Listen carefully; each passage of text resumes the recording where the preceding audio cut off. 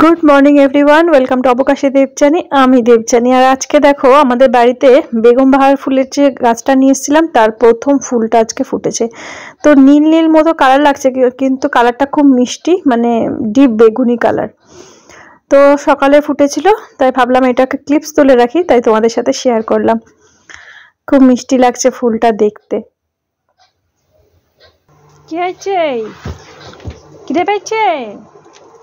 Biscuit খাওয়া হয়ে গেছে? চ আয়, পাউরুটি খাবি? আর আচ্ছা, এখানে এখানে এখানে আসো, খেয়ে নাও।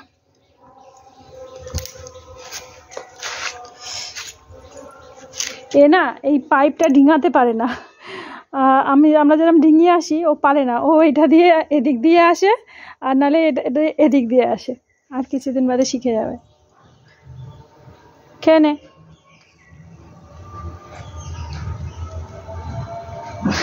একদম সকালে উঠে আমার হাজব্যান্ড ওকে বিস্কুট দিয়েছিল, সেটা খেয়েছিল। আর এখন আমরা এই যে ব্রেকফাস্ট নিয়ে বসেছি, ওকেও একটু ব্রেড দিলাম, আর আমরাও এখন নিয়ে বসলাম। আর আজকে হচ্ছে মকর সংক্রান্তি, তোমাদের সবাইকে শুভেচ্ছা জানাই মকর সংক্রান্তির। আজকে আমাদের চিড়ে দই খেতে হয়, তাই এই যে চিড়ে দই ওই লালিকেও দিয়েছি, মানে কুটুসকেও দিয়েছি।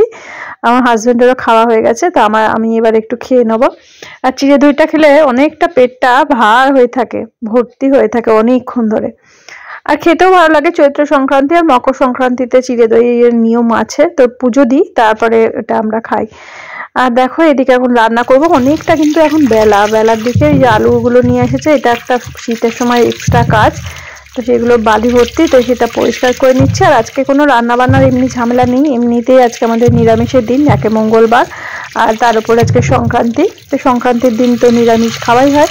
তো আজকে বেগুন ভাজা আর হচ্ছে আলু চোখা বানিয়েছিলাম, আর ঘি দিয়ে খেয়েছিলাম, আর কিছু করিনি। তো ডাল ছিল, তো মানে মুগ ডাল ছিল, তো মুগ ডাল বানাইনি। তো হাজব্যান্ড বললো ডাল বানাতে হবে না, ঘি দিয়ে খেয়ে নেবো। আর রাত্রিবেলা একটু ডালিয়া করে নেবো, ব্যাস আজকে দিনটা আমাদের চলে যাবে। আর রুটির আজকে সিন নেই, মানে আটা মাখাটা নেই আর নতুন করে, আর মানে আটাটা মাখলামও না আজকে, দেখি কালকে আবার আটা মাখবো, রুটি হবে। তো এই হলো আমাদের লাঞ্চ থালি। আর সন্ধেবেলা দেখো চা খেয়েছি, আর এই যে আমাদের একজন পরিচিত দিয়ে গেছে পিঠে, 4 রকম পিঠে দিয়ে গেছে। তো মালপোয়া আছে, পিঠে আছে, মানে মালপোয়া বলছি ভাজা পিঠে, আর সেদ্ধ পিঠে মানে ভাপা পিঠে, আর দুধ পুলি, আর একটা ওই যে এইটা দেখলাম পাতা পাতা মতো, মনে হয় কাঁঠাল পাতা বা কিছুতে দেওয়া, এটা গুড় দিয়ে খেতে হয়। তো আজকে একটা ছোট্ট ভিডিও, সারাদিনে সেভাবে কোনো ভিডিও বানাইনি, তো ভাবলাম তোমাদের সাথে শেয়ার করি। তোমাদের সবার বাড়িতেই তো আজকে পিঠে পুলি হয়েছে, আমার বাড়িতে এখনো হয়নি, হয়তো বানাবো এই শীতের মধ্যেই একদিন বানাবো, কবে বানাই দেখি। তো ছোট্ট ভিডিওর মাধ্যমে শেয়ার করলাম।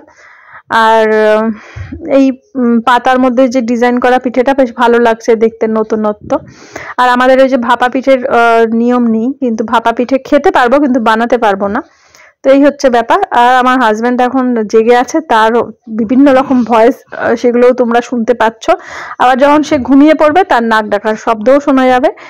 যতক্ষণ বাড়িতে থাকে বোঝা যায় মানুষটা বাড়িতে রয়েছে।